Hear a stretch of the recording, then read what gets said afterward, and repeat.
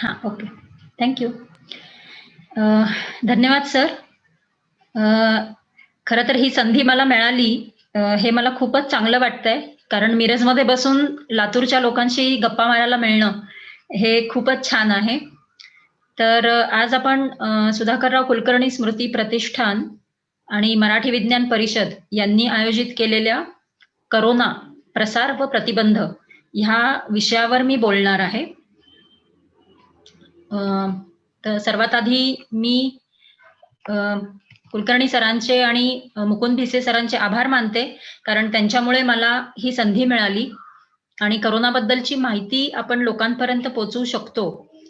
हे कोरोनाची साथ थांबवण्यासाठी अतिशय महत्वाचं आहे आणि म्हणून मला आजच्या सेशनमध्ये बोलायला मिळालं, हे मी खरंच भाग्य समजते. सुरुवात करायच्या आधी मी असं म्हणेन, की प्रत्येकाने आता स्वतःला एक जादूची झप्पी द्या. कारण हा शतकातून येणाऱ्या महाभयंकर संकटाशी आपण सर्वजण झुंजत आहोत. 31 डिसेंबरला ही सुरुवात झाली. त्यानंतर जवळ-जवळ 1.5 वर्ष होत आलंय आणि अजून किती काळ हे चालणार आहे, हे आपण नाही सांगू शकत. आणि या एवढ्या मोठ्या संकटातनं आपण जेव्हा लढतोय, तेव्हा आपल्या प्रत्येकालाच एक शाबासकीची गरज आहे आणि हे आपण नेहमीच लक्षात ठेवायला पाहिजे, की ही कितीही संकटं असली, तरी you are strong, you are awesome, you are loved, you are not alone, you are tough, you are brave and you are a fighter. आपण सर्वजण ही साथ नक्कीच थांबवूया आणि त्यासाठी जे काही प्रयत्न करायला लागतील, ते आपण करायला तयार आहोत आणि या भावनेनीच आपण आता पुढे जाऊ. जे सर्वजण आता जमलेले आहेत, तुम्ही इथे आहात हे खूप चांगलं लक्षण आहे. कारण जोपर्यंत आपण कोरोनाला आणि कोविडला जाणत नाही, तोपर्यंत आपण त्याला हरवू शकत नाही. त्यामुळे आज तुम्ही इथे आहात ही एक खूप चांगली सुरुवात आहे. तर आपण पहिला भाग आधी बघूया, की कोरोनाचा प्रसार नक्की कसा होतो. मागच्या पुष्पामध्ये नागोबा सरांनी आपल्याला SARS-CoV-2 या व्हायरसबद्दल अतिशय चांगल्या प्रकारे माहिती दिलेली होती. तर त्या कोरोनाचा प्रसार कसा होतो, हे बघताना आपल्याला हे लक्षात घ्यायला पाहिजे, की कोरोना आणि कोविड हा आजार आणि आत्ता जी साथ चालू आहे कोविडची, ह्या पूर्णतः वेगळ्या गोष्टी आहेत. ह्या दोन्ही गोष्टी अशासाठी वेगळ्या आहेत असं म्हणते, कारण बरेच असे WhatsApp फॉरवर्ड येतात, की ज्याच्यामध्ये असं म्हटलं जातं, की "अरे साधा आजार आहे, मग का घाबरायचं?" वगैरे, वगैरे आणि आपण सर्वजण कन्फ्यूज होऊन जातो. तर हा जो कोरोना आहे त्याचं खरं नाव SARS-CoV-2 आणि कोविड हा त्याचा आजार आणि हा नोव्हेल व्हायरस असल्यामुळे म्हणजे जगामध्ये नवीन आलेला व्हायरस असल्यामुळे या व्हायरसला आपण सर्वांनी गंभीरपणे घेणं हे अतिशय आवश्यक असतं. कोणताही आजार जेव्हा नवीन असतो किंवा विषाणू नवीन असतो, त्यावेळेला आपल्याला त्याच्याबद्दल काही माहिती नसतं आणि जसा-जसा काळ जाईल, तशी-तशी नवीन माहिती येत जाते आणि त्यानुसार आपल्याला बदल करायला लागतात. तर हा एक व्हायरलच आजार आहे इतर आजारासारखा, ज्याचा मृत्यूदर आपल्याला माहीत आहे, की 1.5 ते 4% आहे. पण याच्यामध्ये 85% सौम्य किंवा लक्षणविहीन रुग्ण असतात. मात्र लाँग कोव्हिडची शक्यता 10 ते 40% असू शकते आणि सर्वात महत्त्वाचं याच्यामध्ये विविध अवयव बाधित होऊ शकतात. फक्त फुफ्फुसाचा किंवा सर्दीचा आजार हा नाहीये. कारण सर्दी कधीही आपण आता एकदा सर्दी झाली आणि वर्षभर आपल्याला त्रास होतोय, असं होत नाही. पण कोव्हिडमध्ये खूप लोकांना हा मागे राहिलेला कोरोनाचा शेपूट जे म्हणतात, तशा पद्धतीने लाँग कोव्हिडचा त्रास होऊ शकतो. ही जी साथ चालू आहे, ही कुठल्याही वणव्यासारखी असल्याने साधी साथ सुद्धा वणव्यासारखी असते आणि ही तर वैश्विक महामारी आहे.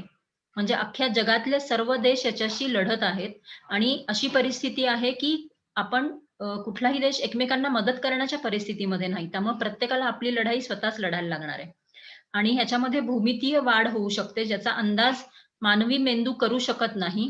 तुम्हाला सर्वांना ती बुद्धिबळाची गोष्ट माहिती असेल, की जेव्हा बुद्धिबळाच्या एका त्या चौकोनामध्ये 1 दाणा, पुढच्या चौकोनामध्ये 2, त्याच्या पुढच्या चौकोनामध्ये 4 अशा पद्धतीने दाणे मागितले होते राजाला आणि राजाला वाटलं होतं, की अरे हे आपण सहजपणे देऊ शकू. पण जेव्हा 64 घरं भरली, त्यावेळेला अख्ख्या राज्यातलं धान्य देखील ते पूर्ण करू शकलं नव्हतं.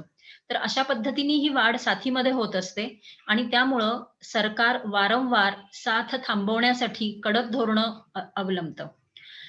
साथ जर वाढली तर त्याच्याबरोबर म्युटेशन सुद्धा वाढतात आणि हे जास्त धोकादायक असतं. आणि सगळ्यात महत्वाचं आहे, की साथ ही लोकांमुळेच मोठी होते आणि लोकच तिला थांबवू शकतात. त्यांची वर्तणूक बदलणं ही फार महत्वाचं असतं. त्यामुळं प्रतिबंध करणं यासाठी लोकांचा सहभाग हा फार महत्वाचा आहे. आणि कोविड असो किंवा कोविडची साथ असो, ह्या दोन्ही गोष्टींचा परिणाम हा सर्वांच्या मानसिक आरोग्यावर होणार आहे. म्हणजे मग ती लहान मुलं असतील, आपण मोठी माणसं असू, प्रत्येकाच्या मानसिक आरोग्यावर होणार आहे आणि त्यामुळं आपल्याला अ, आपली लढाई जी आहे किंवा आपली तयारी जी आहे, ती इतकी ठेवायला लागेल, की ह्याच्या पुढेही काही संकट आली, तरी आपण त्याला समर्थपणे तोंड देऊ शकू. आणि ज्या माणसांच्या मनामध्ये भीती असते, ती लोकं लढाई नक्कीच करू शकत नाहीत. तर हा कोरोना नक्की दिसतो कसा? हा खरा आहे ना? इथून मी अशासाठी सुरुवात करतीये, कारण अजूनही WhatsApp मेसेजेस येतात, की ज्याच्यामध्ये सांगितलं जातं, की हा व्हायरस नाहीच आहे, हा कुठे बॉडीमध्ये नाही नसतोच किंवा याच्यामध्ये गुठळ्या होतात आणि हा व्हायरस म्हणजे हा आजार वेगळाच आहे, हा बॅक्टेरिया आहे. अशा पद्धतीचे वेगवेगळे मेसेजेस येतात आणि आपण गोंधळून जातो. तर हे लक्षात ठेवा, की हा आहे कोरोनाचा फोटोग्राफ. इलेक्ट्रॉन मायक्रोस्कोपच्या खाली हा असा कोरोना दिसतो. जे आपल्याला न्यूजमध्ये किंवा प्रत्येक ठिकाणी लाल-पिवळ्या रंगाचे गोळे दाखवतात, ते जस्ट चित्र असतं. कोरोना असा रंगीत वगैरे असेल असं नाहीये. तो इतका सूक्ष्म आहे. सरांनी आपल्याला सांगितलं होतं, की नॅनोमीटर म्हणजे अ, किती छोटा भाग असतो. मिलीमीटरचाही 1000वा आणि त्याचा अजून 1000वा भाग. अशा पद्धतीने ते नॅनोमीटर असतं. तर हा अतिशय सूक्ष्म असा जीव आहे आणि तो असा दिसतो, हा खरा आहे. पण हा नक्की राहतो कुठं? तर हा असतो आपल्या शरीरामध्ये. कारण शरीराच्या बाहेर हा जास्त काळ जगू शकत नाही. त्यामुळे कोरोनाला जिवंत राहायचं असेल, तर त्याला प्रसार करणं, एका व्यक्तीपासून दुसऱ्या व्यक्तीपर्यंत जाणं हे कंपल्सरी आहे. जर तो जाऊ शकला नाही, तर तो मरणार आणि मग साथ देखील कमी होणार. आणि माणसाच्या शरीरामध्ये देखील कोरोना हा पेशींच्या आतमध्ये असतो. विविध पेशी बाधित करतो. एका विषाणूने एक पेशी बाधित होते.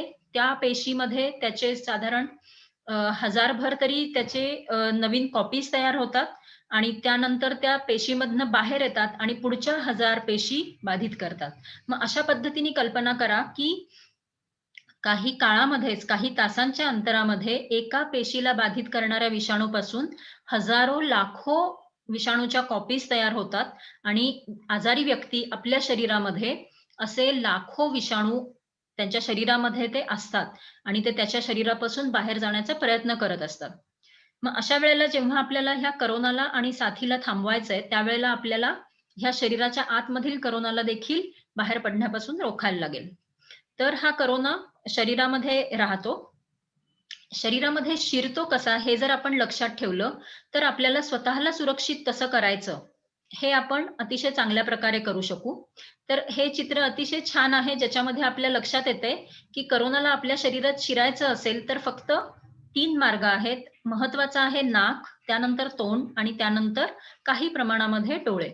तर हा कोरोना फक्त हवेद्वारे म्हणजे जर ती हवा आपल्या श्वासामध्ये आपण आत घेतली किंवा तोंडामधनं आत आली असेल अशा वेळेला किंवा मुख्यतः साधारणपणे फोमाईट वरून म्हणजे ज्या वस्तूंवर कोरोनाचे थेंब पडले असतील, तर अशा ठिकाणाहून आपल्या हातावर येतो आणि नंतर मग आपला हात जेव्हा नाक, तोंड किंवा डोळ्याला लागतो, अशा वेळेला तो आपल्या शरीरामध्ये जाऊ शकतो. म्हणजे आपल्याला जर प्रतिबंध करायचा असेल, तर हे जे मार्ग आहेत, हे आपल्याला सुरक्षित ठेवायला पाहिजे.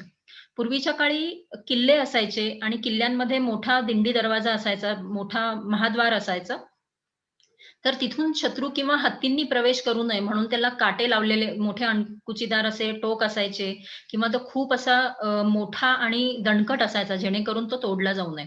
तर तशाच पद्धतीने आपल्या शरीरामध्ये प्रवेश करायचे हे मार्ग जर आपण अतिशय चांगल्या प्रकारे सुरक्षित केले, तर आपण कोरोनापासून देखील सुरक्षित राहू शकतो. जो व्हायरस शरीरामध्ये आहे, त्या रुग्णाच्या शरीरामधून हा व्हायरस बाहेर कसा पडतो, यासाठी पण हेच मार्ग आहेत. म्हणजेच बाहेर पडताना देखील तो नाकाद्वारे किंवा तोंडाद्वारे बाहेर पडणार आहे. म्हणजेच मग रुग्णाच्या श्वासाद्वारे किंवा आपण जे नॉर्मल बोलतो, त्या बोलण्यामधनं देखील एरोसोल होतात. कुजबुजून बोलणे किंवा मोठ्याने बोलणे, गाणी म्हणणे, ओरडणे किंवा मग थुंकणे आणि शिंक आणि खोकला याबद्दल तर आपल्याला माहिती आहेच. तर या मार्गांमधून कोरोना जेव्हा शरीरामध्ये असतो, तेव्हा तो शरीराच्या बाहेर पडतो. आणि बाहेर पडल्यानंतर जर त्याला जवळपास कोरोनाच्या बाहेर पडताना तो ड्रॉपलेट म्हणजे थुंकीचे छोटे छोटे कण असतील, त्याचप्रमाणे तिथून त्याला एरोसोल असं म्हणतात, ज्याच्यामध्ये तो अतिशय बारीक 5 म्यूमीटर पेक्षा देखील कमी साईज जेव्हा असते तेव्हा त्याला आपण एरोसोल असे म्हणतो. आणि या दोघांच्या मध्ये जेव्हा त्याची साईज असते त्यावेळेला ते ड्रॉपलेट न्यूक्लिया असतात. म्हणजे जर थुंकीच्या बारीक थेंबांमधनं तो बाहेर येतो, जेवढा मोठा थुंकीचा किंवा त्या थेंबाचा आकार असेल तेवढ्या कमी अंतरापर्यंत त्याचा प्रवास होऊ शकतो. त्यामुळे जर तो एरोसोल असेल तर त्याचा प्रवास हा अधिक अंतरापर्यंत होऊ शकतो. ड्रॉपलेट्स असतील तर ते रुग्णाच्या जवळपासच्या वेगवेगळ्या सरफेसेसवर पडू शकतात, पृष्ठभागांवर पडू शकतात आणि पृष्ठभागांवर पडल्यानंतर तिथे ते काही काळ जिवंत राहतात आणि त्यानंतर फोमाइट बनून इतर व्यक्तींच्या हातावरून त्यांच्या शरीरामध्ये जाऊ शकतात. तर जेव्हा हा आजार नवीन होता त्यावेळेला मुख्यतः ड्रॉपलेटद्वारे ह्याचा संक्रमण होतं अशा पद्धतीची माहिती होती. पण आता विविध शास्त्रज्ञांचं असं म्हणणं आहे की हा हवेद्वारे देखील म्हणजे एरोसोलद्वारे देखील पसरणारा आजार आहे हे मान्य व्हावं आणि त्यानुसार मग लोकांनी आपली वर्तणूक सुरक्षित करावी. जेव्हा आपण म्हणतो की हा हवेद्वारे किंवा एरोसोलद्वारे पसरू शकतो, तर अशा वेळेला आपल्याला लक्षात ठेवायला पाहिजे की अंतर जरी 1 मीटरपेक्षा जास्त असेल तरी देखील जर मास्क वापरला नाही तर हवेमध्ये हा विषाणू येऊ शकतो आणि अधिक काळासाठी तरंगत राहू शकतो. बऱ्याचदा असं होतं की आपण एखाद्या खोलीमध्ये जातो आणि खोलीमध्ये गेल्यानंतर म्हणतो की अरे इथे तर कोणीच नाहीये आणि आता मी मास्क काढला तर चालेल का? पण लक्षात घ्या की तुमच्या जस्ट आधी त्या खोलीमध्ये, उदाहरणार्थ तुम्ही लिफ्टमध्ये शिरला असाल आणि लिफ्टमध्ये तुम्ही एकटेच आहात आणि तुम्हाला वाटतंय की चला आपण मास्क काढूया, तर असं कृपया करू नका. कारण जर एरोसोल त्याच्या आधी कुणीतरी शिंकून खोकून किंवा बोलून गेलं असेल ज्यांनी मास्क लावला नसेल, तर लिफ्टमधली हवा तर बाहेर निघत नाही, तिथे वायुविजन चांगल्या प्रकारे होत नसतं. तर अशा ठिकाणी बंदिस्त जागेमध्ये हवेमध्ये एरोसोल्स तरंगत राहू शकतात काही काळापर्यंत. तर अशा वेळेला कृपया असा विचार करू नका की आता इथे कोणीच नाही आणि मी मास्क काढेन. सगळ्यात सुरक्षित राहायचं असेल तर आपल्याला मास्क हा सतत वापरला पाहिजे. तर हे 3 प्रकार मुख्य: ड्रॉपलेट, एरोसोल आणि फोमाइट्स. फोमाइट्स म्हणजे पृष्ठभागावरून, ड्रॉपलेट्स हे मोठ्या आकाराचे असतात 5 म्यूमीटर पेक्षा जास्ती आणि एरोसोल्स हे बारीक आकाराचे असतात 5 म्यूमीटर पेक्षा लहान. व्हायरस कशा पद्धतीने बाहेर पडेल हे अर्थात ते कुठल्या कृतीमुळे बाहेर आलेले आहेत याच्यावर ठरेल. जसं जर शिंकल्या किंवा खोकला असेल रुग्ण तर ते ड्रॉपलेट्स म्हणून जास्त बाहेर येतील, एरोसोल कमी असतील. मात्र जर रुग्ण बोलत असेल किंवा मोठ्याने गाणं वगैरे म्हणत असेल किंवा आवाज मोठा येत असेल तर अशा वेळेला एरोसोल्स हे जास्त तयार होतात. तर अशा पद्धतीने आपल्याला दोन्ही प्रकारे आणि फोमाइट पासून सुद्धा सुरक्षा मिळवणं, प्रसारासाठी ह्या सर्व मार्गांना अवरोध करणं हे अतिशय आवश्यक आहे. याखेरीज देखील करोनाचा प्रसार होण्याची काही कारणं आहेत. म्हणजे जी विषाणूशी किंवा विषाणूशी किंवा आजाराशी संबंधित नाही आहेत, पण तरी देखील या विविध कारणांमुळे हा प्रसार आपण रोखण्यामध्ये अयशस्वी ठरत आहोत. खरं तर किती सोपं आहे ना, की आपल्याला माहित आहे की विषाणू कसा शिरणार आहे शरीरात, कसा बाहेर येणार आहे आणि तरी देखील आपण एवढी साधी कृती करू शकत नाही आहोत. समूह म्हणून इंडिव्हिज्युअली आपल्यातले बरेच जण नियम पाळत असतील, पण आपण जर एक समूह म्हणून विचार केला तर आपण नक्कीच त्याच्यामध्ये कमी पडत आहोत. तर प्रसार होण्यासाठी आजाराबद्दल आणि उपचाराबद्दल भीती मनामध्ये असणे हे एक महत्वाचं कारण आहे. त्याचबरोबर आजाराबाबत, तपासणीबाबत किंवा उपचारांबाबत गैरसमज, जसं तुम्ही तपासणी केली तर आमचा रिपोर्ट पॉझिटिव्हच येणार, जाणून बुजून खोटा पॉझिटिव्ह रिपोर्ट दिला जातो, लक्षण नसताना सुद्धा कसा काय रिपोर्ट पॉझिटिव्ह येतो, अशा पद्धतीचे गैरसमज असतात. किंवा उपचाराबद्दल म्हणजे आयसोलेशनसाठी घेऊन जातात रुग्णाला, तर त्या कृतीबाबत फार भीती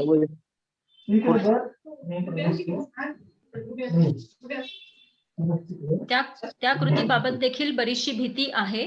त्याचप्रमाणे जेव्हा रिपोर्ट पॉझिटिव्ह येतो त्यावेळेला इतर लोकांकडून त्या रुग्णाला किंवा कुटुंबियांना भेदाभेद किंवा कलंकित भावना म्हणजे स्टिग्मा आणि डिस्क्रिमिनेशन याची याचा त्रास होतो आणि अ, हे नाकारण्यासाठी असं होऊ नये, असं घडू नये यासाठी रुग्ण आपण आजारी आहोत किंवा आपल्याला लक्षणं येतायत, हे असं कुणालाही न सांगता घरामध्येच वाट बघू शकतात.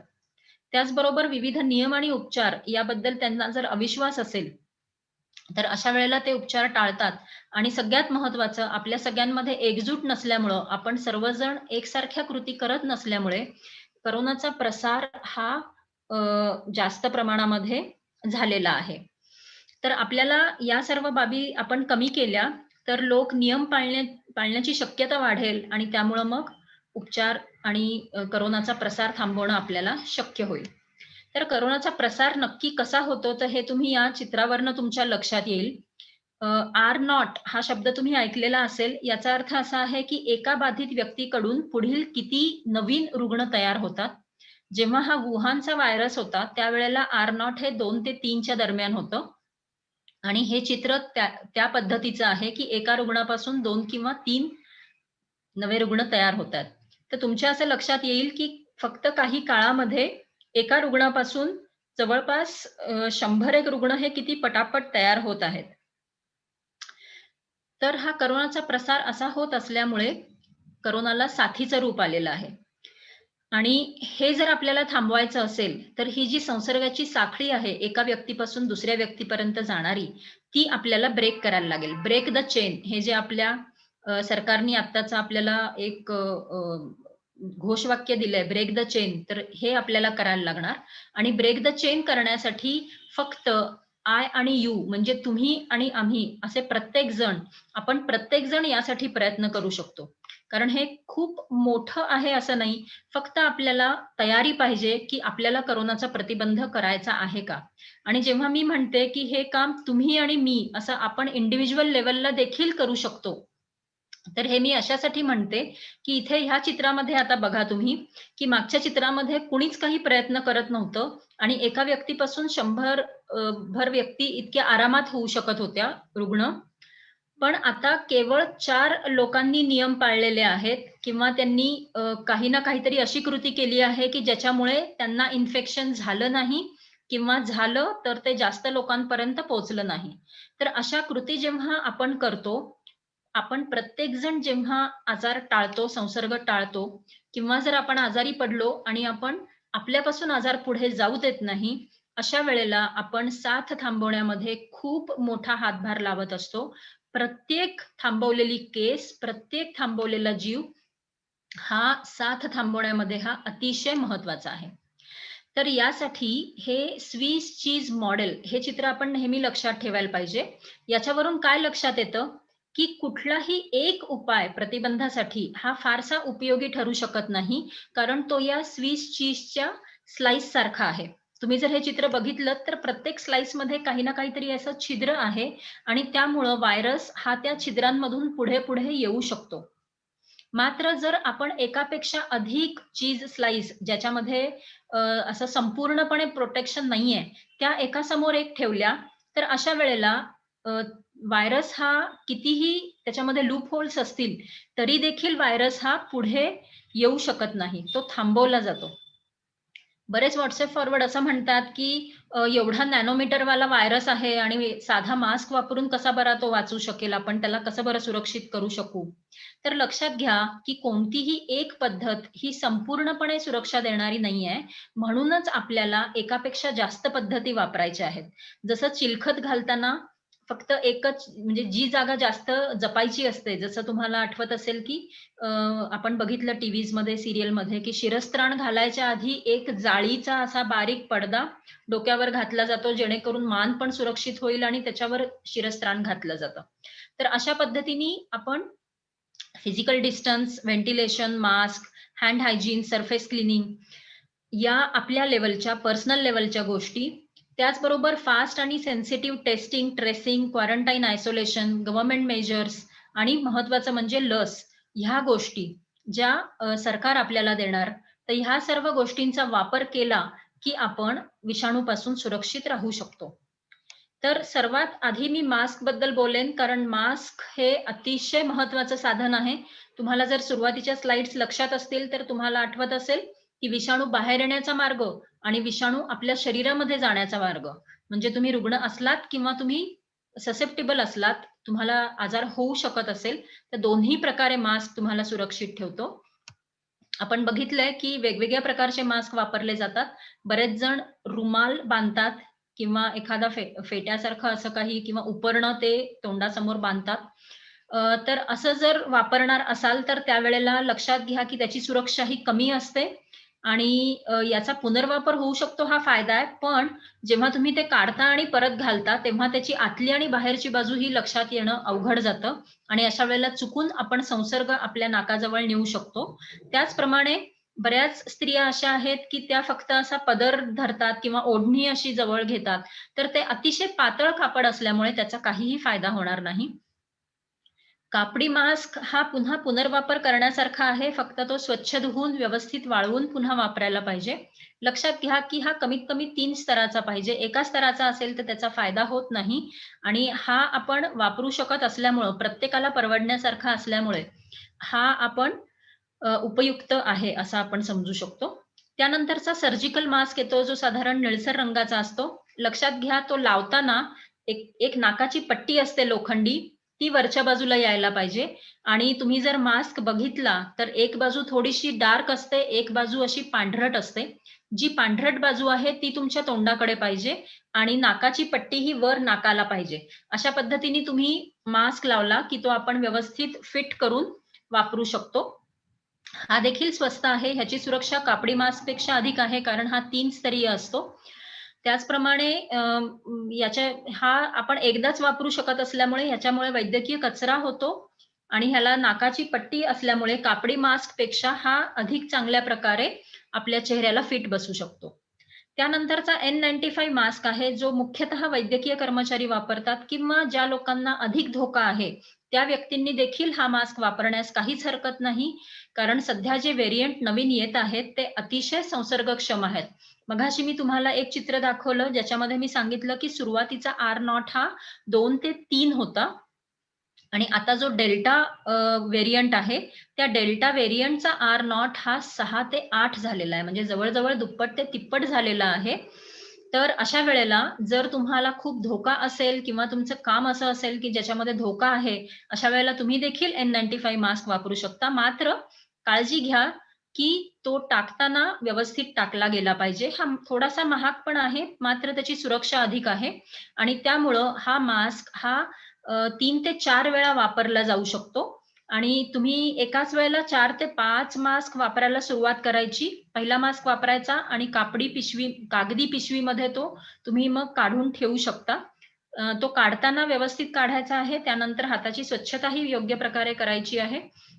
आणि अशा प्रकारे जेव्हा 4 ते 5 मास्क हे एका वेळेला वापरून होतात, त्यानंतर पुन्हा पहिला मास्क वापरायचा. अशा पद्धतीने जर तुम्ही दुकानदार असाल किंवा बँकेमध्ये काम करत असाल, ज्या ठिकाणी तुम्हाला इतर लोकांशी सारखा संपर्क येतो किंवा तुम्हाला काही आजार असेल, अशा वेळेला तुम्ही तुमच्या धोक्याच्या लेव्हलनुसार आणि तुमच्या कम्फर्ट लेव्हलनुसार तुम्ही वेगवेगळ्या प्रकारच्या मास्क वेगवेगळ्या कामांसाठी वापरू शकता, की असं नाही तुम्ही दरवेळी तोच मास्क वापरायला पाहिजे. उदाहरणार्थ मला बँकेत जायचं असेल, तर मी नक्कीच थोडीशी जास्त सुरक्षा घेईन, कारण तिथे खूप गर्दी असते आणि वेगवेगळे लोक आलेले असतात. आता मास्कचा खरंच उपयोग होतो का? हा प्रश्न सगळ्यांना पडलेला असतो. तुम्ही जर वेगवेगळे मेसेजेस बघितले असतील, तर ते एवढे विचित्र असतात. एक मेसेज येतो आणि तो म्हणतो, की विषाणू एवढा छोटा आहे, की मास्क लावून काय फायदा? तुम्ही कशाला लावताय मास्क? तो मास्कमधनं तुमच्या नाकापर्यंत पोहोचेल. आणि त्याच्या पुढचा मेसेज येतो आणि तो मेसेज म्हणतो, की "अरे मास्क कशाला लावता? मास्क लावला की तुमचा कार्बन डायऑक्साईड मास्कमधनं बाहेर जाऊ शकत नाही." हे असं कसं शक्य आहे? कारण हवा कधीच आपण कुठेच अडवू शकत नाही आणि हवा अडवायची असेल, निर्वात करायची असेल, तर त्यासाठी खूप चांगल्या प्रकारे सील लागतं आणि असं सील ह्या कुठल्याही मास्कमुळं होत नाही. त्यामुळे हे मेसेजेस फक्त गैरसमज पसरवणारे आहेत.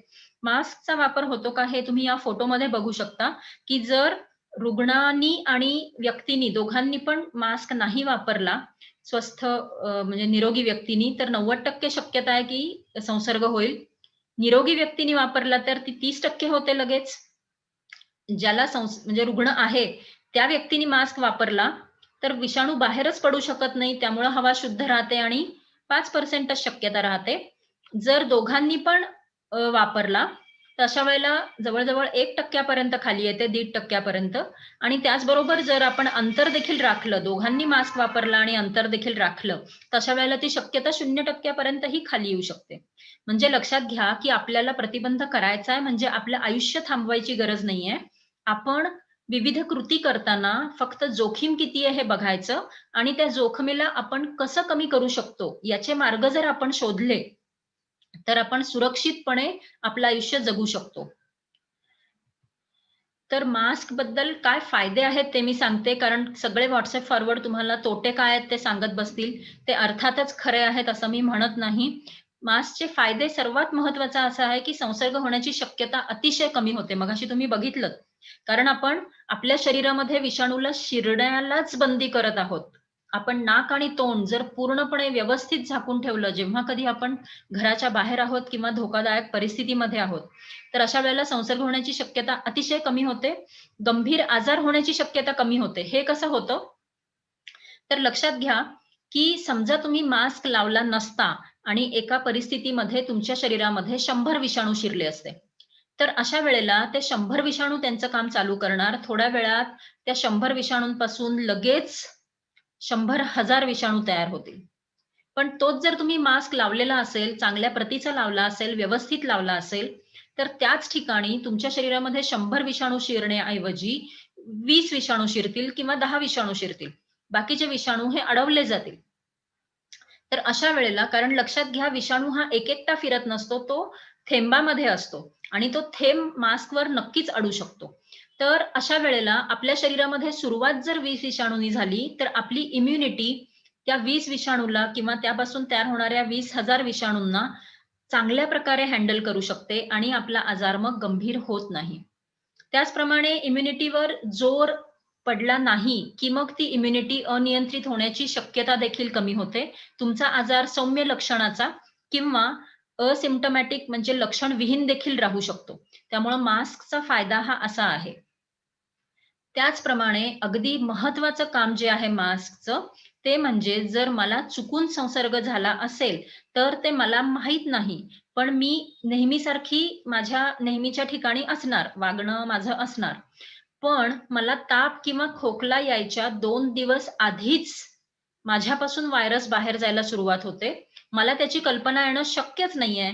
मग अशा वेळेला जर मी नियमितपणे मास्क वापरत असेन, तर हा नकळत होणारा संसर्ग जो आपल्या विशेषतः कामाच्या ठिकाणी होऊ शकतो. कारण आपण कामाच्या ठिकाणी खूप जास्त वेळ असतो आणि तिथे आपण मास्क नक्कीच लावतो. तर अशा वेळी होणारा हा नकळत होणारा संसर्ग जो लक्षणं येण्याच्या 2 दिवस आधी असतो, तो मास्कमुळे थांबू शकतो. आणि सगळ्यात मोठा फायदा असा आहे, की कितीही कुठलाही व्हेरियंट येऊ दे. आता डेल्टा आलाय, कापा येऊ दे, झीटा येऊ दे, हवा तो येऊ दे. कुठलाही व्हेरियंट आला, तरी तो मास्कपासून नाही वाचू शकत. एखाद्या वेळी लस निकामी होईल, पण मास्क निकामी होणार नाही. त्यामुळे मास्क जर तुम्ही चांगल्या प्रकारे वापरायला सुरुवात केली, तर आपल्याला कुठल्याही व्हेरियंटला घाबरायची गरज नाही.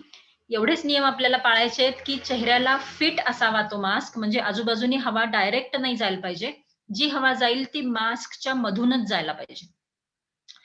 एक स्तरीय असेल तर त्याचा फायदा होत नाही. कमीत कमी 3 स्तरीय कापडी मास्क तरी असावा. मला वाटतं नागोबा सरांनी ह्याच्याबद्दल सांगितलं होतं.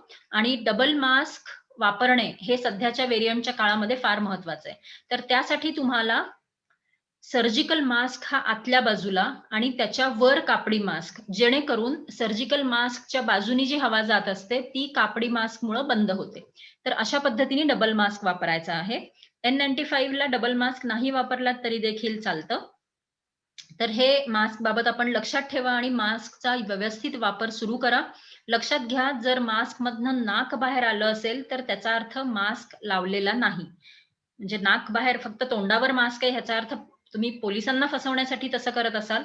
पण आपल्याला कुणालाही फसवायचं नाहीये, कारण हा लढा विषाणू आणि तुमचं शरीर याच्यामध्ये आहे आणि त्यामुळे आपल्याला विषाणूला आपल्यापासून दूर कसं ठेवायचं हेच बघायला पाहिजे. हे कोरोनाला आवडणारं अतिजोखमीचं वर्तन आहे, हे तुम्ही लक्षात ठेवा आणि होता होईल तो हे टाळा. जर टाळणं शक्य नसेल, तर अशा वेळेला आपली सुरक्षा कशी वाढवता येईल यासाठी आपण विचार करायला पाहिजे. हे मी आता थोड्या वेळाने सांगेन, की सुरक्षा कशी वाढवू शकतो.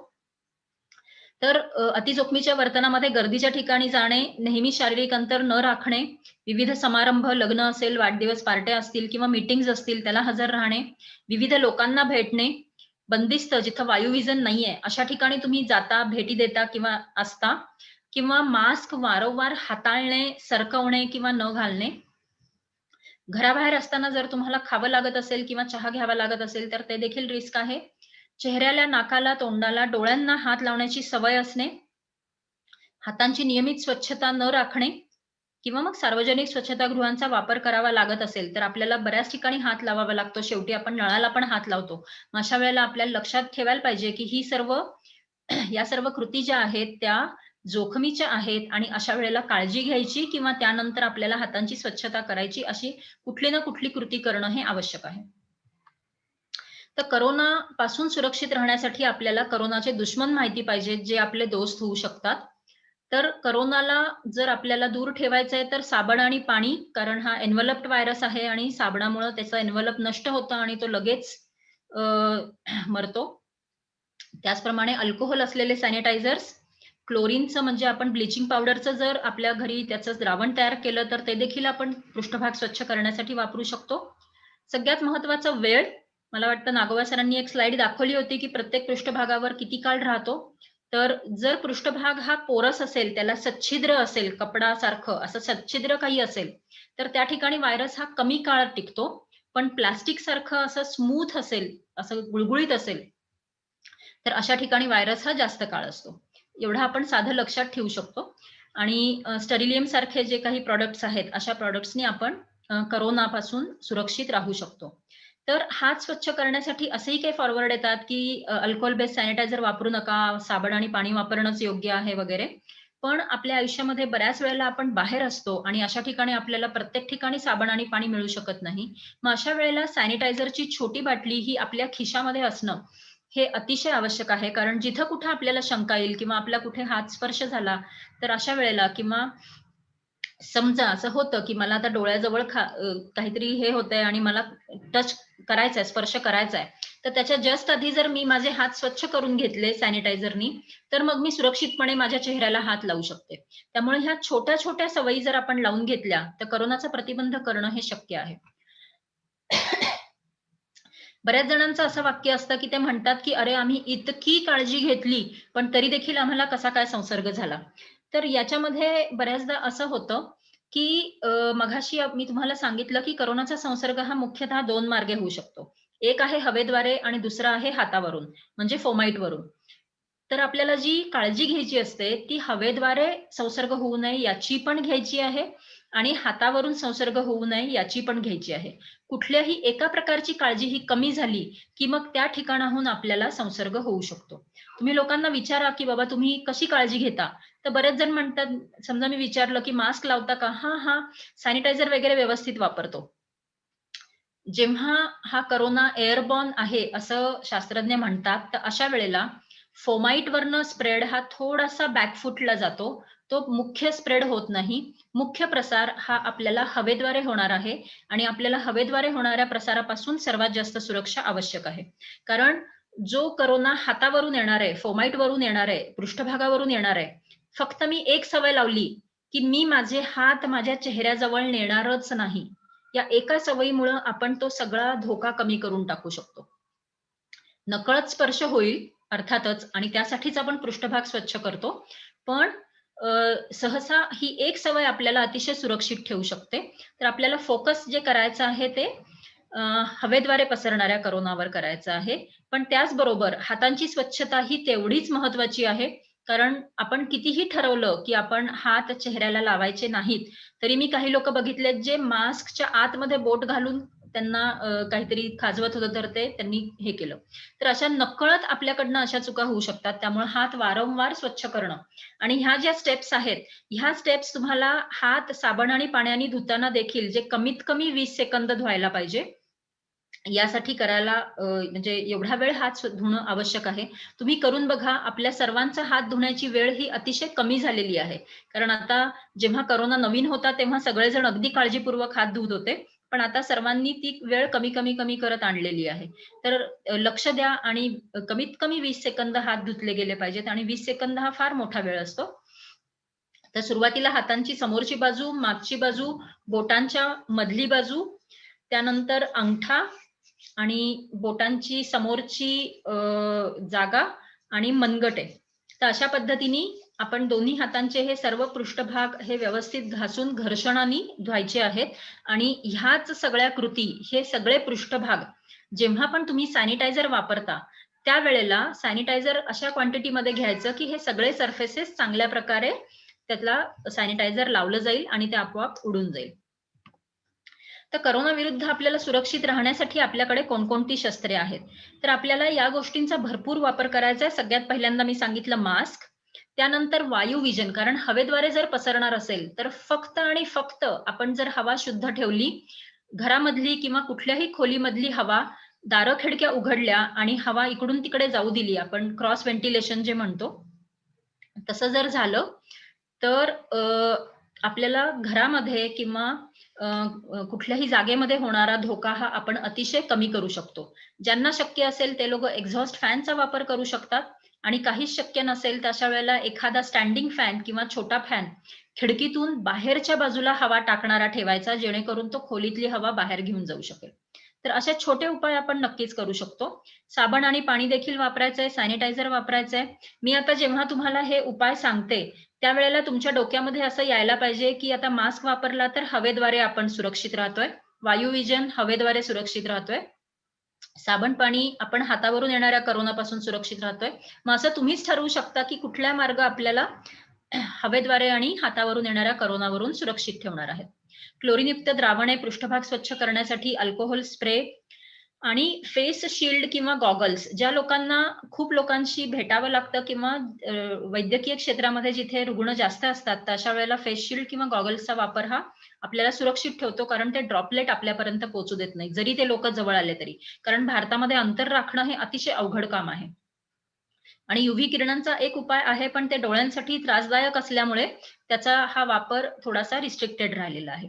त्यानंतर नियम पाळणे हे देखील करोना विरुद्धचं शस्त्र आहे, प्रतिबंधासाठी महत्वाचं आहे. मास्कचा योग्य वापर, शारीरिक अंतर कमीत कमी 1 मीटर, चेहऱ्याला हात न लावणे, हातांची स्वच्छता करणे, शिंकते खोकते वेळी काळजी घेणे, म्हणजे कोपरामध्ये शिंकणे आणि खोकणे.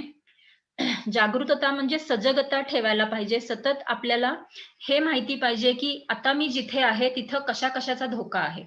आता मी घरी आहे तर मी ठीक आहे, सुरक्षित हे करते.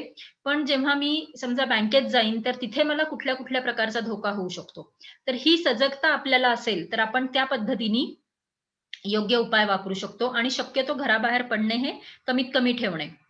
आता जसा प्रसार आहे त्यानुसार प्रतिबंध देखील आपण करू शकतो.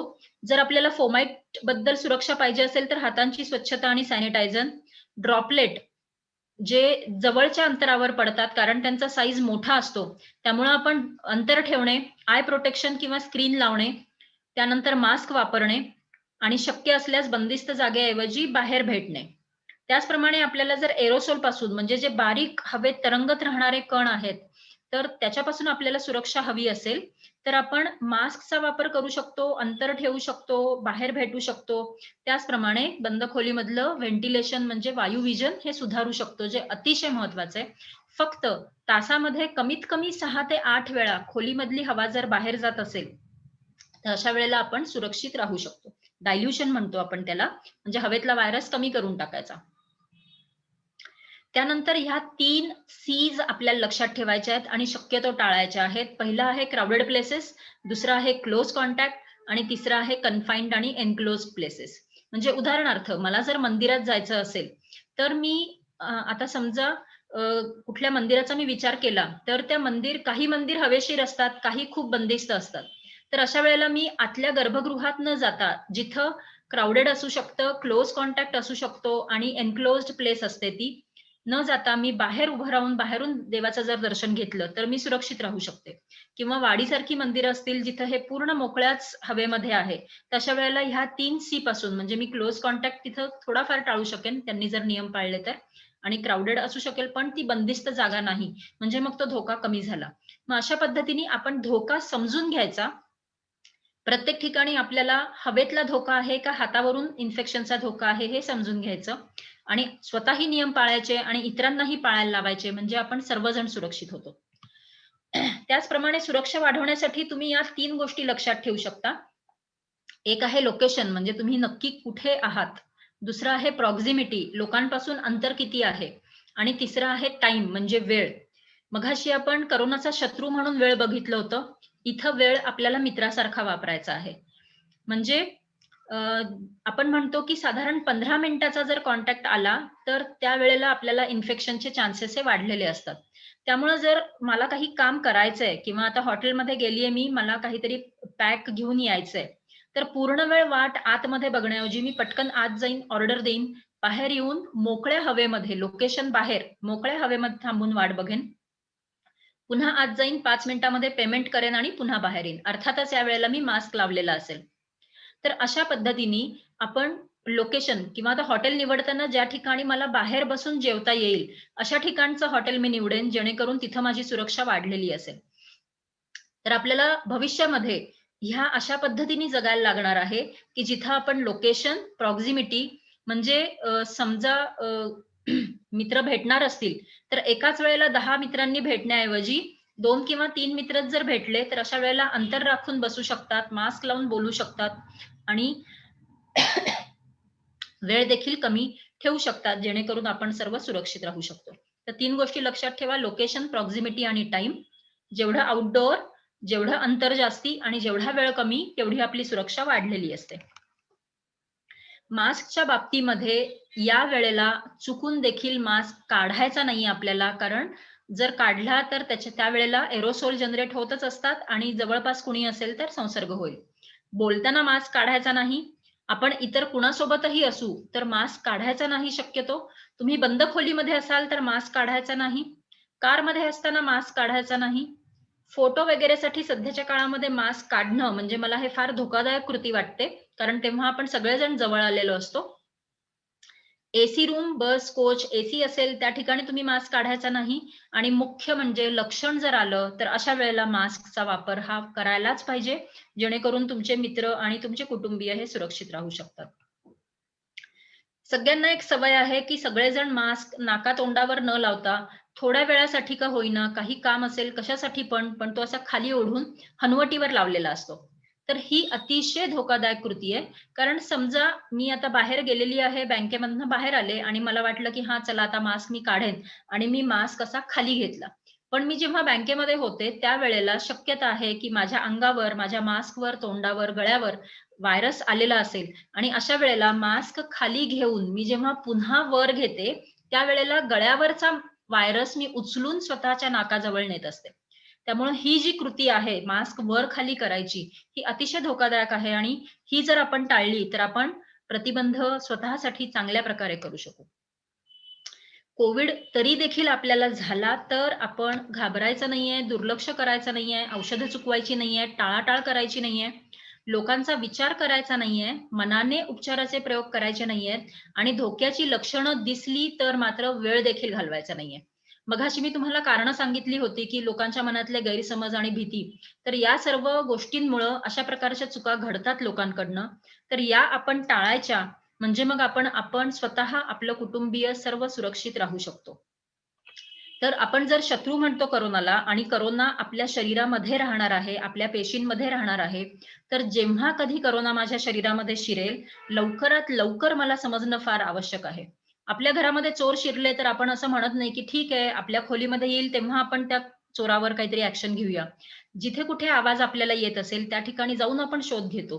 तशाच पद्धतीने आपल्याला जर ब्रेक द चेन करायचं असेल तर सर्वात पहिल्यांदा हा शत्रू नक्की कुठे लपून बसलाय, नक्की कुणाच्या शरीरामध्ये आहे, हे जाणून घेणं हे पहिली पायरी असते आणि ही अत्यंत महत्वाची पायरी आहे.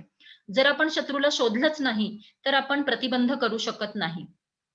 त्यामुळं सगळ्यात पहिलं या साथीच्या काळामध्ये लक्षात ठेवायचं, कुठलाही आजार असेल, कुठलंही लक्षण असेल, कारण सध्या करोना हा नुसता ताप म्हणून येऊ शकतो, नुसता थकवा म्हणून येऊ शकतो, नुसती डोकेदुखी म्हणून येऊ शकतो, नुसते जुलाब म्हणून पण येऊ शकतो. त्यामुळे करोना कशा पद्धतीने कुणाच्या शरीरामध्ये दिसेल हे आपण खात्रीशीरपणे सांगू शकत नाही. म्हणजे चला मला वास घेता येतोय म्हणजे मला करोना नाही, इन्फेक्शन नाही झालं असं आपण खात्रीने म्हणू शकत नाही. सध्या साथ चालू आहे. कुठलंही आजारपण आलं, कुठलंही लक्षण आलं, अशा वेळेला सर्वात आधी आपण टेस्ट करायची. कारण मला जर माझ्या कुटुंबाला सुरक्षित ठेवायचं असेल, तर मला लगेच कळलं पाहिजे, की माझ्या शरीरामध्ये करोना लपला आहे का? तर जर आपण टेस्ट केली, तर आजार लगेच पहिल्या दिवशी पण समजू शकतो. कुटुंबीय लगेच सुरक्षित होतात, कारण आपण शंका घेतोय, की कोविड आहे का? आणि आपण लगेच काळजी घ्यायला चालू करतो. व्हायरसची संख्या नियंत्रित राहू शकते, कारण आपण लगेच त्याच्यावर काही उपचार किंवा विश्रांती हे उपाय करणार आहोत.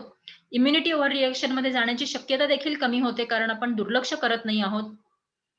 पोस्ट कोविडची शक्यता कमी होते, कारण जर आपण दुर्लक्ष केलं, तर अशा वेळेला आपण सीरियस होण्याची शक्यता जास्ती असते. त्यानंतर पॉझिटिव्ह रिपोर्ट आल्याने पोस्ट कोविड सुविधा पण सहज मिळू शकतात आणि बऱ्याचदा असं होतं, की दुसऱ्या आठवड्यामध्ये पुन्हा रिपोर्ट पॉझिटिव्ह येत नाही. मग अशा वेळेला आपल्याला तपासणीचा रिपोर्ट नसल्यामुळं गरज पडली तर ऑक्सिजनचा बेड पण मिळत नाही. तशा पद्धतीसाठी ब्रेक द चेन करण्यासाठी आणि हे सगळे फायदे व्हावेत यासाठी पहिल्या दिवशी शंका आली, की लगेच तपासणी करायची. आणि तपासणी केल्यानंतर मुख्य आपल्याला ह्या 2 गोष्टी करायच्या आहेत, जे प्रतिबंधासाठी अतिशय आवश्यक आहेत. आपण साथीचा रोग म्हटलो आणि साथ थांबवण्यासाठी हे अतिशय महत्वाची पावलं आहेत. ही यासाठी महत्वाची आहेत, की अनफॉर्च्युनेटली आपल्याकडे अजूनही करोनाला मारू शकेल असं कुठलंही औषध नाहीये, की जे ठामपणे करोना व्हायरुसायडल म्हणतो असं कुठलं औषध नाहीये. तर त्यामुळे आपल्याला करोना कुठं लपलाय हे ओळखणं, करोनाला इतर लोकांपासून बाजूला नेणं म्हणजे रुग्णाला बाजूला नेणं, विलगीकरण करणं आणि जर कुणाला संपर्क आला असेल, तर अशा व्यक्तींवर लक्ष ठेवणं, जेणेकरून जर करोना शिरला असेल त्यांच्या शरीरात, तर आपल्याला लगेच सापडेल. तर हे उपाय फार महत्वाचे आहेत. त्यामुळे आयसोलेशनचे नियम पाळणं, शक्य असेल, सुविधा असेल, तर तुम्ही सरकार जी सुविधा प्रोव्हाईड करतं, सीसीसी सेंटर, विलगीकरण कक्ष, त्या ठिकाणी तुम्ही जाऊ शकता. नसेल शक्य, घरी सुविधा असेल आणि तुम्ही सर्वजण काळजी घेऊ शकत असाल, तर मग घरी राहू शकता. त्याचप्रमाणे तुमचा संपर्क आला, तर न चुकता 14 दिवस स्वतःवर लक्ष ठेवायचं. व्हायरस 14 दिवसापर्यंत लपून राहू शकतो, पण सहसा 5 ते 7 दिवसामध्ये लक्षात येतं. दुसऱ्याच दिवशी आपण तपासणी केली, म्हणजे माझ्या घरी कोणी पॉझिटिव्ह रुग्ण आहे आणि मी लगेच जाऊन दुसऱ्या दिवशी तपासणी केली आणि मी निवांत झाले, की आता मला करोनाचं इन्फेक्शन नाहीये, तर ते चुकीचं आहे. मला 14 दिवस स्वतःवर लक्ष ठेवायला पाहिजे आणि शक्यतो त्यावेळी इतर लोकांपासून दूर राहायला पाहिजे, क्वारंटाईन व्हायला पाहिजे.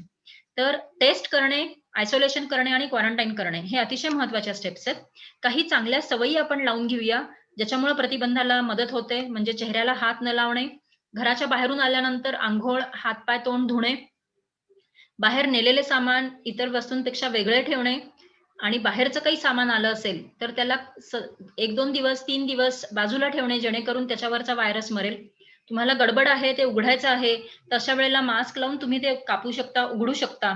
त्यानंतर वस्तू काढल्यानंतर तुम्ही ते हात व्यवस्थित स्वच्छ करू शकता.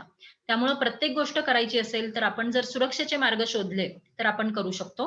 त्याचप्रमाणे बाहेर असताना मास्क न हाताळणे, न काढणे, रोज स्वतःवर सजगपणे लक्ष ठेवणे, की मला लक्षणं सुरू झाली आहेत का? एखादा आजार आलाय का? त्यानंतर वस्तू कुठलीही हाताळलीत, की त्यानंतर हात स्वच्छ करणे. तर या सवयी आपण लावल्या, तर आपल्याला खूपच फायदा होऊ शकतो. कारण लक्षात घ्या, संसर्ग होण्यासाठी फक्त काही मिनिटं लागतात. बरेच लोक म्हणतात, आम्ही वर्षभर काळजी घेतली, पण तरी पण आम्हाला संसर्ग झाला. तुम्ही वर्षभर काळजी घेतली असेल, पण तुम्ही एका ठिकाणी काळजी घेतली नाहीत आणि तिथं जर रुग्ण असेल, तर अशा वेळेला काही मिनिटांमध्ये तुमच्यापर्यंत संसर्ग येऊ शकतो. हे अतिशय अवघड काम आहे. प्रिव्हेन्शनचं काम, रोग थांबवण्याचं काम हे थकवणारं काम असतं. कारण आपल्याला त्याचा फायदा दिसत नसतो. पण लक्षात घ्या, प्रत्येक दिवस जो तुम्हाला संसर्गाशिवायचा आहे, हा बोनसच आहे.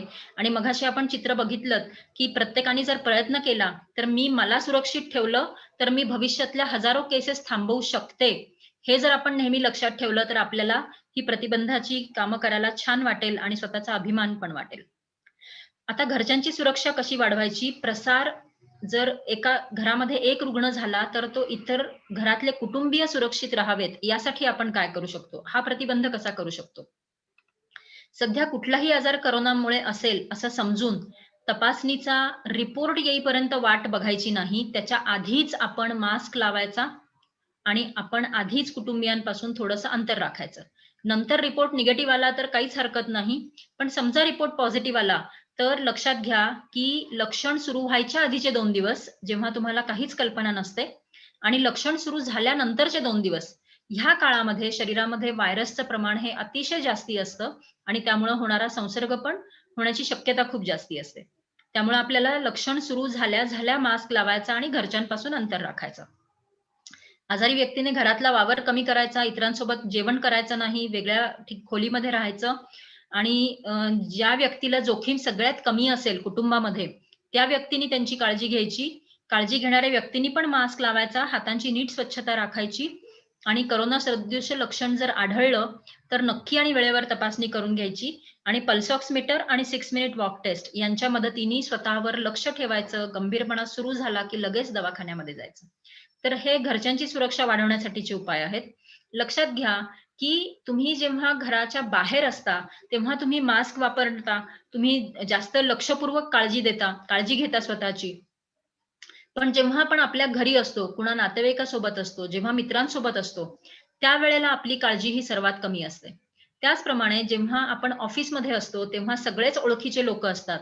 त्यामुळे शक्यता आहे, की अशा ठिकाणी आपण नियम पाळणं थोडंसं कमी करू आणि मग अशा वेळेला जर संसर्ग झाला किंवा संसर्ग जेव्हा पसरतो, तो शक्यतो कुटुंबामध्ये पसरतो किंवा तो अ, कामाच्या ठिकाणी पसरतो. तर कामाच्या ठिकाणी तुम्ही कशी सुरक्षा वाढवू शकता? तुम्हाला लक्षणं असतील किंवा कुणालाही लक्षणं असतील, तर त्या व्यक्तींनी कधीही कामावर जायचं नाही. त्याचप्रमाणे लगेच टेस्ट करायची आणि निगेटिव्ह रिपोर्ट आल्यावरच कामावर जायचं. कामाच्या ठिकाणी सर्व नियम पाळायचे. गर्दी टाळण्यासाठी विविध उपाय करता येऊ शकतात. तुमचं मॅनेजरियल स्टेजनी हे ठरवायला पाहिजे, की वेळेत बदल करायचा का? कमी स्टाफ बोलवायचा का? घरनं काम करायला सांगायचं का? किंवा मीटिंग्स ह्या प्रत्यक्ष न भेटता व्हर्चुअल घ्यायच्या का? तर असे बदल करता येऊ शकतात. मास्कचा वापर योग्य करायचा. वायुविजन ऑफिसच्या ठिकाणी देखील सुधारायचं. एसी जर असेल, तर त्यासाठी पण काही उपाय आहेत. जसं एसी आधीच लावून ठेवायचा, लोकं आले की बंद करायचा, जेणेकरून खोली आधीच गार झालेली असेल. किंवा एसी आणि लावला तरी देखील खिडकी उघडी ठेवायची. किंवा एसीचा जो हवेचा झोत असतो, तो कुठल्याही व्यक्तीकडे न येता वर भिंतीकडे किंवा इतर वेगळ्या ठिकाणी जाईल, अशा पद्धतीने लावायचा, जेणेकरून व्हायरस जरी आला तरी तो व्यक्तीच्या नाकावर येणार नाही आणि बाजूला जाईल. तर असे काही उपाय आहेत ज्यांनी आपण सुरक्षित राहू शकतो. त्याचप्रमाणे एकत्र डबा खाणे हे या काळामध्ये टाळलं पाहिजे. आपापल्या जागेवर बसून खाऊ शकता किंवा शेजारी बसून खाऊ शकता किंवा अंतर राखून खाऊ शकता किंवा वेगवेगळ्या वेळी खाऊ शकता. त्याचप्रमाणे चहा वगैरे घेण्यासाठी मास्क काढावा लागतो. काढावा लागला तरी त्यावेळेला पटकन चहा घ्यायचा आणि मास्क लावून नंतरच बोलायचं, असं आपण करू शकतो. या सर्वांखेरीज एक सर्वात महत्वाचा उपाय आहे ते म्हणजे लसीकरण. आणि आपण खरंच नशीबवान आहोत, कारण तुम्ही जर बघितलंत तर HIV बाधित रुग्ण गेले 40 वर्ष वाट बघतायत, की HIV साठी काहीतरी लस किंवा काहीतरी चांगला उपाय मिळेल. पण त्यांना अजूनही हे मिळालेलं नाही आणि या आजाराच्या बाबतीमध्ये आपण एवढे लकी आहोत, की आपल्याला एका वेळेला 4 ते 5 लसींच्या बाबतीमध्ये आणि अजूनही लसी तयार होत आहेत, तर अशा आपल्याकडे ऑप्शन्स आहेत. भारतामध्ये सध्या कोविशिल्ड आणि कोव्हॅक्सिन आणि स्पुतनिक अशा लसी उपलब्ध आहेत. नोव्हावॅक्सची चाचणी सुरू होईल आणि ह्या सर्व लसी सुरक्षित आहेत. या बाबतीमध्ये आपण पूर्ण सेशन होणार आहे पुढचं. त्यामुळे याबाबत मी जास्त काही सांगणार नाही. फक्त एवढंच लक्षात घ्या, की लस घेतल्याने सर्वात मोठा फायदा हा आहे, की आपला आजार गंभीर होण्याची शक्यता फार कमी होते. त्याचप्रमाणे मृत्यूची शक्यता देखील कमी होते. तर हा खूप मोठा फायदा आहे. जरी संसर्ग पुढे जाऊ शकत असेल, तर आपल्याकडे इतर बरेच उपाय आहेत. आपल्याकडे पूर्ण स्विस चीज मॉडेल आहे. खूप सारे उपाय आहेत आणि ते वापरून आपण सुरक्षित राहू शकतो. आणि लस घेतल्यानंतर आजार पसरण्याची शक्यता देखील कमी होते, कारण शरीरातला व्हायरस हा कमी झालेला असतो. तर हे झाले विविध प्रतिबंधाचे उपाय. आणि लस घेतल्यानंतर जेव्हा हर्ड इम्युनिटी येते, मग अशा वेळेला लक्षात घ्या, की बघा जसं पर्सेंटेज वाढत जातं लसीकरणाचं, तसं आजार पसरण्याचा धोका देखील कमी होऊ लागतो. तर आपल्याला लसीकरणाचं पर्सेंटेज वाढवायचंय. त्यामुळे तुमच्या आजूबाजूच्या लोकांनाही सांगा, लस घेण्याच्या बाबतीमध्ये त्यांना मनामध्ये काही शंका असतील तर त्या दूर करा. आणि लसीकरण हे जास्तीत जास्त लोकांनी घेतलं, तर आपण लवकरात लवकर हे सुरक्षित आयुष्य जगण्यासाठी तयार होऊ शकू. तर लक्षात आपल्याला ठेवायचंय, नियम पाळले तर आपण कोरोनापासून सुरक्षित राहू शकतो, कोरोनाचा प्रसार टाळू शकतो. मास्क, अंतर राखणे, हातांची स्वच्छता किंवा पृष्ठभागांची स्वच्छता आणि मुख्य म्हणजे वायुविजन, ह्या गोष्टी आपल्याला सुरक्षित राहण्यासाठी मदत करणार आहेत. त्यांचा पुरेपूर वापर करायचा. टेस्टिंग, आयसोलेशन आणि क्वारंटाईन याच्यामुळे साथ आटोक्यात येऊ शकते. त्यामुळे त्यांचाही वापर भरपूर करायचा आहे आणि कोरोनापासून सुरक्षित राहण्यासाठी आपण प्रत्येकजण प्रयत्न करणार आहोत. कारण जर तुम्ही आणि मी सुरक्षित राहिलो, तर भविष्यामधले हजारो रुग्ण टळून आपण साथ थांबवण्यामध्ये फार मोलाचा सहभाग देणार आहोत. तर त्यामुळे आपण प्रत्येकाने नियम पाळायचे आणि हे पॅन्डेमिक कधी संपेल असा प्रश्न जर तुमच्या मनात असेल, तर नियम पाळणाऱ्यांची संख्या ही नियम न पाळणाऱ्या व्यक्तींपेक्षा जेव्हा जास्त होईल, त्यावेळेला ही साथ संपेल. त्यामुळे जास्तीत जास्त लोकांना आपल्या गटामध्ये घेऊया, नियम पाळूया आणि कोरोनापासून सुरक्षित राहूया. धन्यवाद. काही शंका असतील तर तुम्ही विचारू शकता आणि भिसे सरांनाही काही सांगायचं असेल, कारण शक्यता आहे की माझ्याकडनं काही राहिलं असेल, तर भिसे सर तुम्ही याबाबत